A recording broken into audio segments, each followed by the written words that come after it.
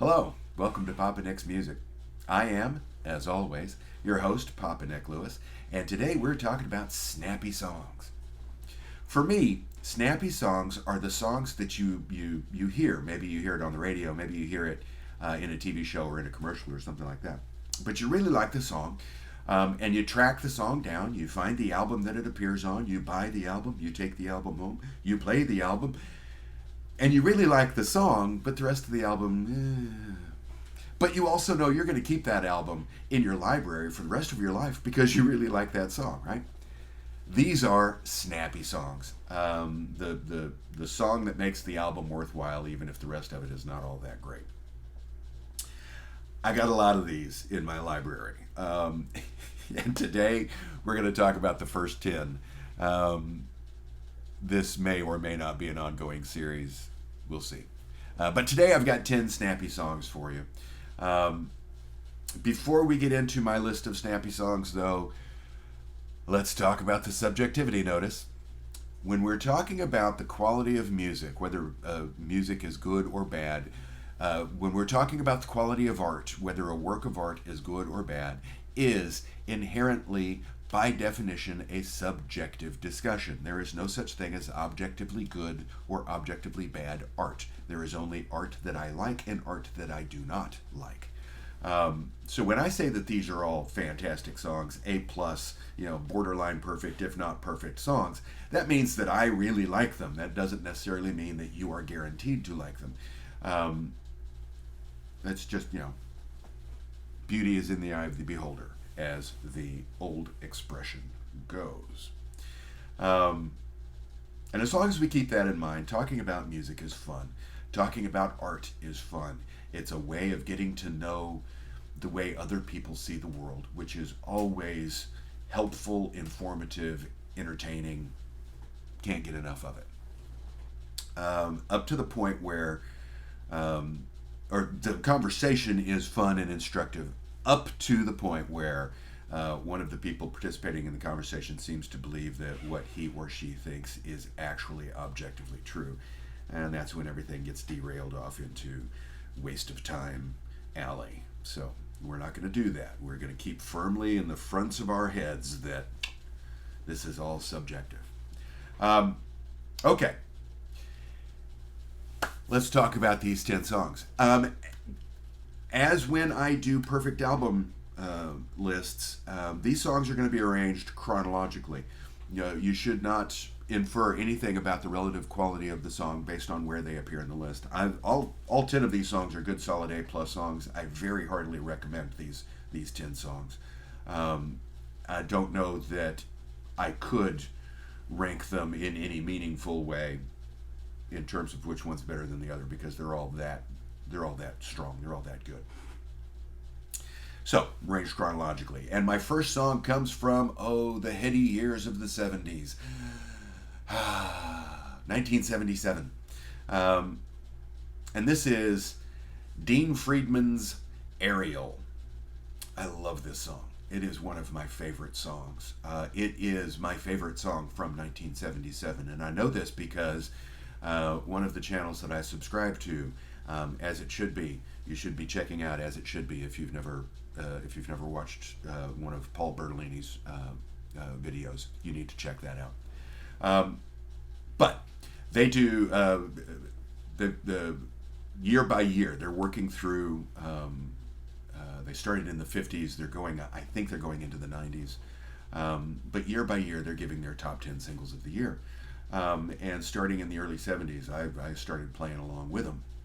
And I knew when I got to 1977, Ariel was going to be my number one, and by Godfrey it was. When I started looking at all the singles released in 1977, it is my favorite single from 1977.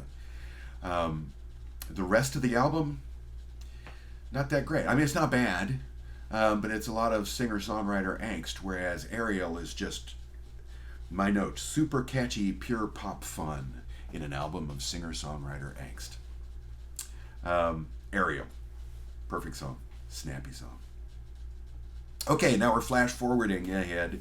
1990. In the late 80s, if you've watched my perfect albums videos, you will know that I think that Warren Zevon's Sentimental Hygiene is a perfect album. Um, he recorded Sentimental Hygiene in the late 80s, 87, I believe, is when it was released, using the musicians from REM. So you've got Peter Buck playing guitar, you've got Mike Mills playing the bass, you've got Bill Berry playing the drums. Um, and it's a fantastic album. I mean, it's a perfect album, right? And it was a clear demonstration to me that the only reason I'm not a super big fan of REM is that Michael Stipe's voice just irritates the hell out of me. I like their music, I like their songs. I just, man, his whine gets on my nerves really, really quickly. So I don't listen to a whole lot of REM, but I really liked Sentimental Hygiene. Um, as they were working on Sentimental Hygiene, maybe after, anyway, they just smashed out a bunch of recordings of some cover uh, uh, songs that they did, which I don't believe was ever intended to be released as an album. But it eventually was. In 1990, Warren Zevon, Peter Buck, Mike Mills, and Bill Berry released Hindu Love Gods by the self-titled album from their group, Hindu Love Gods.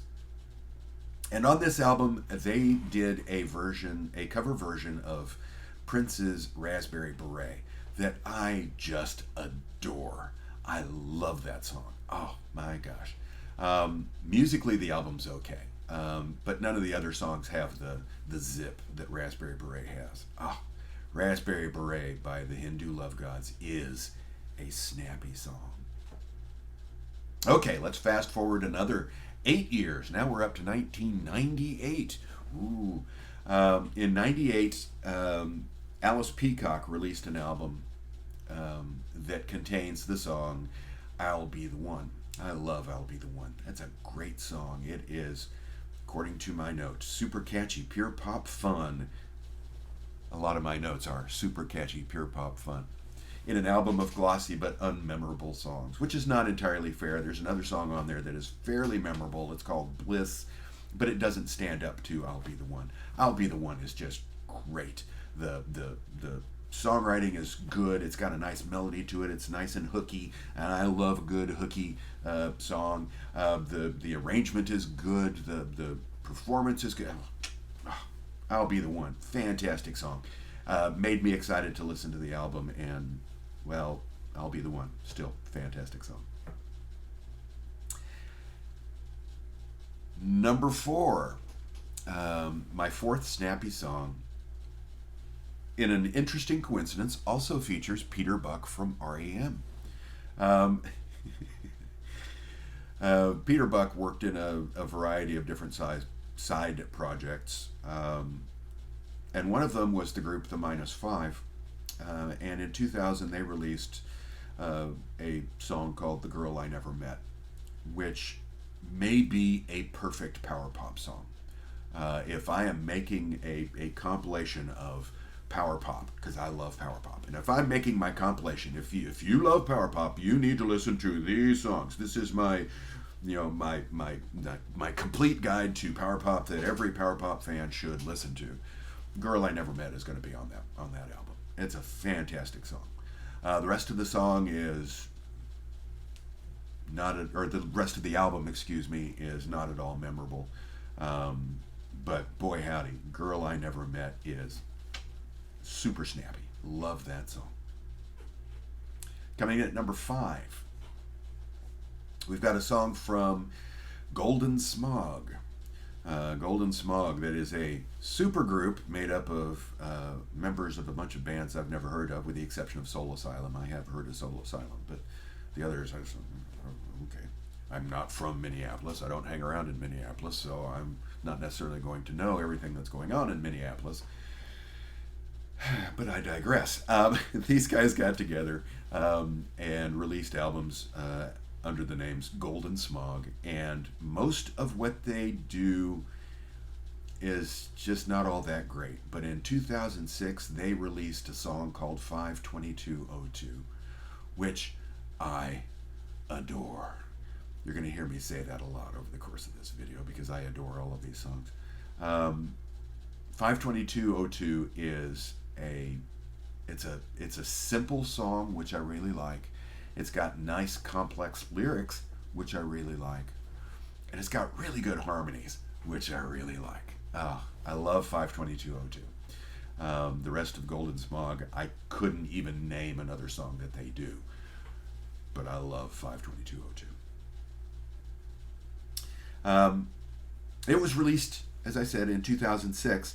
Also released in 2006 was a song by an artist named Julian Villard, and Julian released his song Joni. And Joni is a beautiful song. It wants to be a power pop song, but it's keyboard oriented as opposed to guitar oriented. But it's still a really nifty pop song. I love Joni. It's an infectious song. It's one of those that you can play it, and I've watched this happen when I perform. In the breaks between sets, I play just regular music. But one of the songs that I slip into my set break playlist is Joni by Julian Villard. And as soon as it starts, I'll look out, check the folks at the restaurant or the bar or wherever I'm playing. And that's one of those where people will start bobbing their heads or drumming their fingers on the table. They start tapping their toes. It's an infectious song. I really like Joni. It's a top-notch song. The rest of Julian Villard's stuff is good, but Joni is head and shoulders above. Joni, man, that's a snappy song. I have a third song from 2006, the seventh song on my list.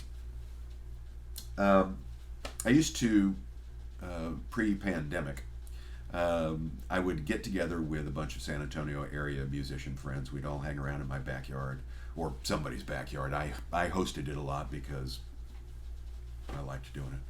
But we'd all get around, have a big song circle, and play music into the night and drink beer and just generally have a good time. And I've got a buddy named Eric. Eric, if you're watching, how you doing? Who liked to do, he brought his guitar, but he also brought his ukulele. And he liked to do ukulele songs. And one of the songs that he liked to do was a song by Melvern Taylor called Sad and Blue.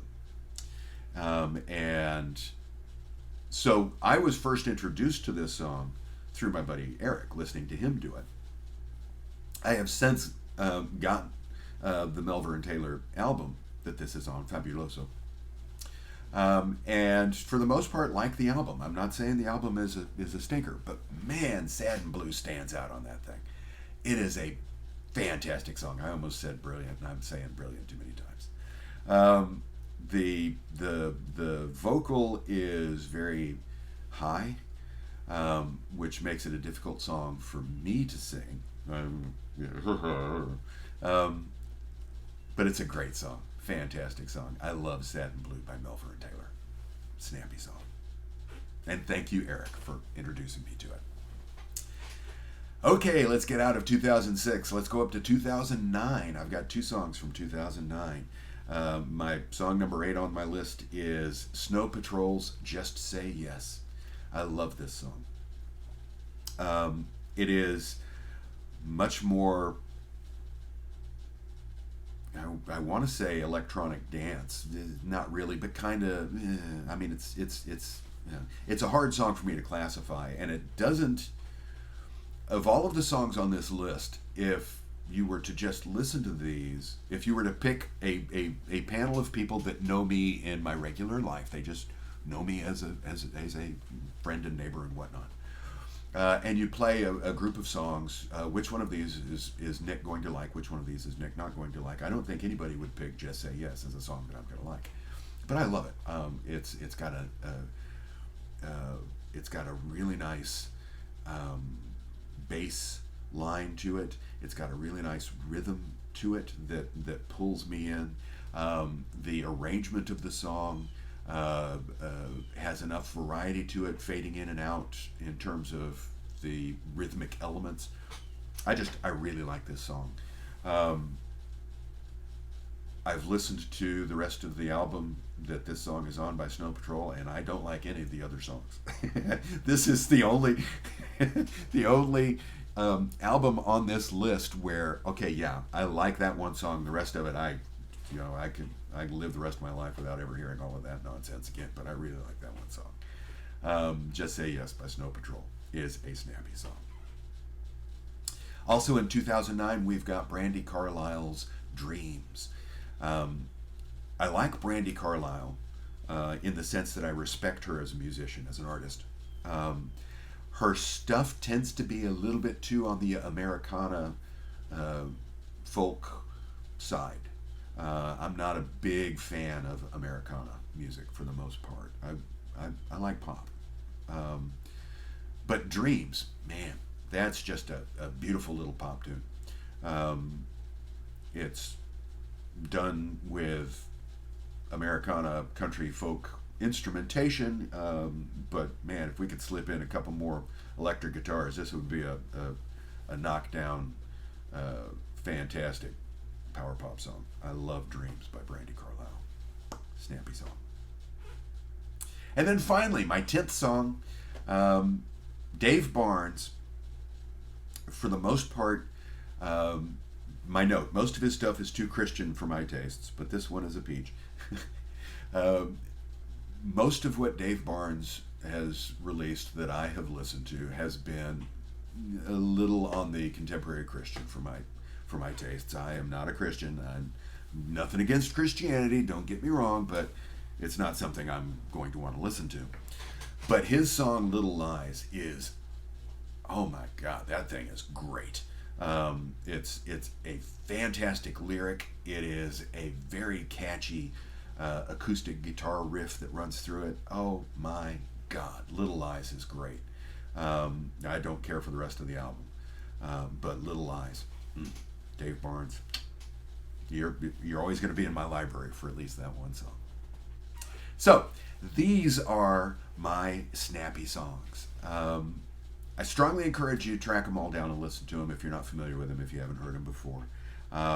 You may not like them, you may like them, I don't know. I think they're all worth having to listen to. If you enjoyed this chat, and by the way, thank you for hanging around this long to hear this part of it. Nice. If you enjoyed the video, I'd appreciate it if you'd press the like button. Go ahead and subscribe, hit the notification bell if you do subscribe, because come on. And thanks again for tuning in. And I hope that the rest of your day is peaceful. See you soon.